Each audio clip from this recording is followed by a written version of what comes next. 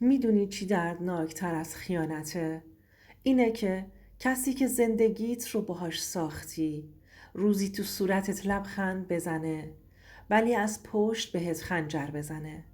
اسم من کامرانه و این داستان زندگی منه. داستانی که با یه سیلی محکم از زندگی شروع شد اما با یه لبخند میلیاردری تموم شد. من کامرانم، بچه پایین شهر تهران، اون جایی که اگه میخوای زنده بمونی یا باید زرنگ باشی یا نترس. بابام کارگر ساختمون بود، مامانم خونه دار. همیشه به هم میگفتند درس تو بخون، یه چیزی بشی. ولی خب زندگی همیشه اون طوری که مامانت میخواد پیش نمیره، مگه نه؟ تو 21 سالگی با ندا آشنا شدم. دختری که انگار از یه خانواده دیگه اومده بود. خانم مؤدب، به ظاهر خیلی ساده. من عاشقش شدم با تموم وجود. نه چون خیلی زیبا بود، چون به هم احترام میذاشت. به هم میگفت تو فرق داری کامران. یه روز بزرگ میشی. همون روزا توی یه چاپخونه کار میکردم. درآمدم خوب نبود ولی همش رو براش خرج میکردم. بعد 1 سال نامزد کردیم. 2 سال بعدشم عقد. ندا شد همه زندگیم. من رفتم سر کار، اون تو خونه. ولی کم کم همه چی عوض شد. ندا گوشی دست دوم گرفت. شبها دیر میخوابید.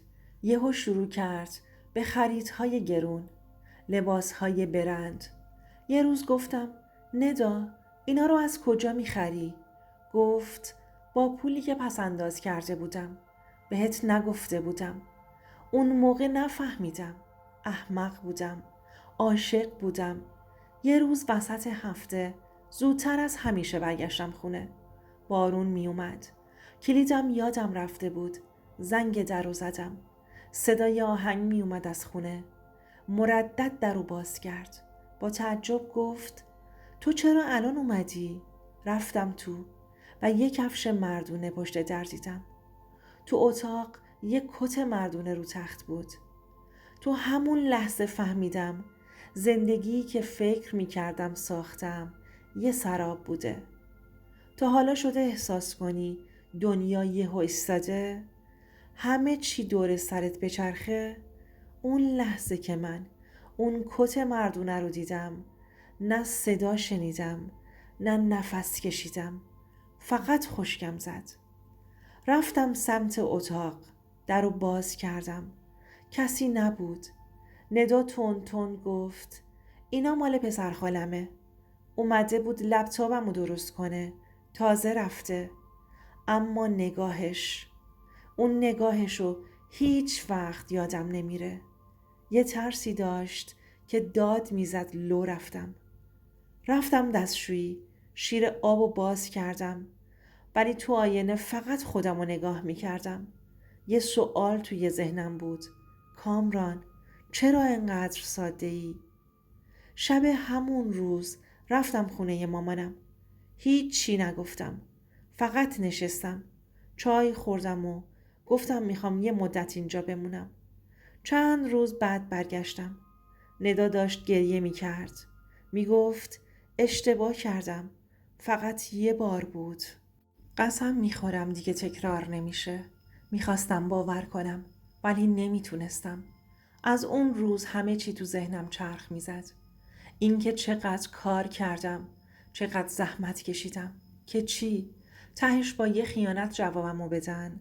رفتم سر کار ولی مثل قبل نبودم. خسته بودم، دل مرده بودم. یه روز سر چاپخونه یه مشتری اومد. یه مرد 45 ساله خوشتیپ به اسم آقای مومنی. برگه تبلیغاتی برای یه سمینار چاپ میخواست. منم کنجکاو شدم.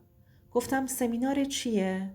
گفت موفقیت شخصی، توسعه فردی. من فقط خندیدم. گفتم آقا موفقیت با این زندگی ما نمیخونه.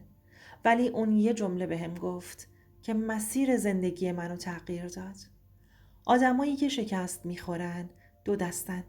یکی ها میمیرن، یکی ها دوباره متولد میشن. اون جمله با هم موند. اون شب برگشتم خونه. نشستم رو تخت. ندا خواب بود یا خودش رو زده بود به خواب. من اما بیدار بودم. یه دفتر برداشتم و نوشتم. روز اول تولد دوبارم. کامران، بیکس، زخمی، اما هنوز زنده است. بعضی وقتا ته چاه که باشی فقط یه نور کوچیک کافیه تا مسیرتو پیدا کنی. اون نور برای من یه سمینار بود. به آقای مومنی زنگ زدم و گفتم من میخوام بیام سمینارتون. اون خندید و گفت ورودیش 1,000,000 تومنه. فقط برای افراد جدیه. تو اون لحظه 1000 تومن هم برام سنگین بود. ولی گفتم من جدیم. طلاهای مادرم رو بردم و فروختم. اون پول رو نذاشتم ندا بفهمه. بهش گفتم میخوام برم کار جدید یاد بگیرم. اونم فقط شونش رو بالا انداخت. برام مهم نبود. رفتم سمینار. اونجا آدم‌هایی رو دیدم که از هیچی همه چی ساخته بودن. یکی میگفت کارتون خواب بوده، الان مدرسه داره. یکی میگفت ترک کرده و الان بیزینسمنه. اون شب فهمیدم منم میتونم. اگه اونا تونستند من چرا نتونم؟ از همون روز تصمیم گرفتم مهارت یاد بگیرم. رفتم سراغ طراحی گرافیک. شبها تو خونه آموزش میدیدم. روزا چاپخونه کار میکردم. هرچی یاد میگرفتم امتحان میکردم. اولش افتضاح بودم ولی کم کم بهتر شدم. پروژه گرفتم. اول رایگان. بعد از اون روز حرفه‌ای تر شدم. 3 ماه بعد تو خونه دیدم دیگه بحثمون فقط غذا و سکوته. ندا حوصله نداشت با هم حرف بزنه. منم حوصله حرف زدن نداشتم. من داشتم خودمو می ساختم. یه روز فهمیدم ندا بازم داره با همون مرد حرف میزنه. گوشیشو دیدم. پیاماشو. اما دیگه داد نزدم. دیگه گریه نکردم. فقط رفتم. چمدونمو بستم. براش یه نامه گذاشتم. تو رفتی. قبل از اینکه بری. من الان میرم. اما این بار برمیگردم. با یه کامرانی که خودتم نمیشناسیش. اون روزا از خونه زدم بیرون. یه خونه کوچیک اجاره کردم. با پولی که از پروژه هام جمع کرده بودم. یه اتاق، یه میز، یه لپتاپ و یه رویا. چه حسیه وقتی از هیچی یه چیزی میسازی؟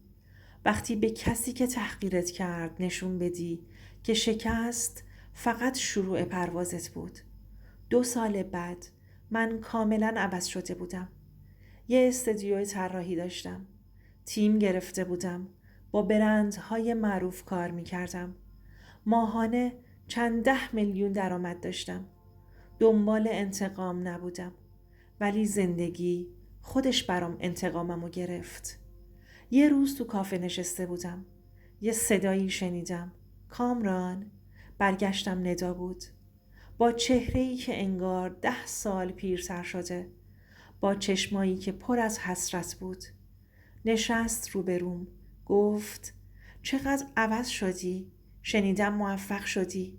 لبخند زدم و گفتم تو هم میتونستی کنارم باشی. ولی انتخاب کردی که نباشی. چیزی نگفت. فقط اشک تو چشماش جمع شده بود. بلند شدم. گفتم من دیگه اون آدم ساده نیستم. من الان صدای خیلیام. صدای اونایی که شکست خوردن و تصمیم گرفتن بسازن. اینو گفتم و رفتم. اون لحظه فهمیدم که بزرگترین انتقام موفقیته. اگه تا اینجا داستانو گوش کردی، فقط یه چیزی میخوام بهت بگم.